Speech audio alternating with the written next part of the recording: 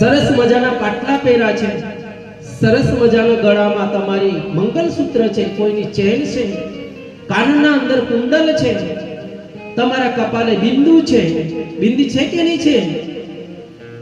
તો ઘણા લોકો કે કેટલાના હાથને અંદર અંગૂઠી હોય તો હાથ હાનાથી તમારું શોભા કરે.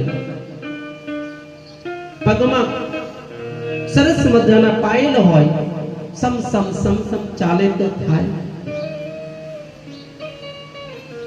કાનના કુંડલ કેવા હલતા હોય. ત્યારે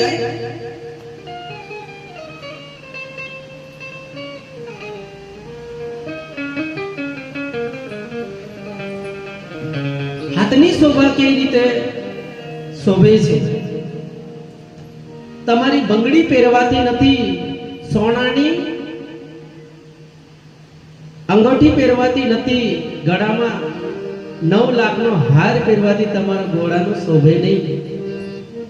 અને તમારા નાકમાં કેટલી બી બિંદી તમે કરો ને એનાથી શોભે ખાલી આ તો દેહનો સુંદરતાનો શોભા છે.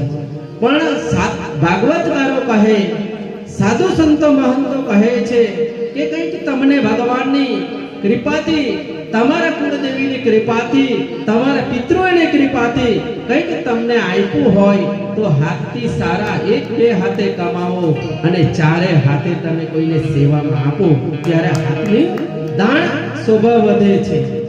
ને કંઈક તમને તમારી વાણી કંઈક આપી હોય તો સારું બોલો, એના માટે તમારા હોઠનું તમારો શોભા કરે છે. લિપસ્ટિક લગાવવાથી નથી, મેકઅપ લગાવવાથી નથી. તમને જો કીધું હોય આ તમારા ખાલી એક લેસ તમારા અંદર પડદો છે. શું છે?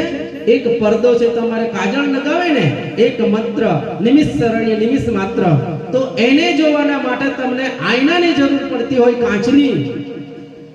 તમને કાચની જરૂર પડતી હોય ખાલી એક તમારે આ કાજળને જોવાના માટે, તો મારી માતાજી તમારા આત્મા તો પરમાત્માને મિલન માટે કોઈ સાચા સદગુરુના પાસે તમને જવું પડશે.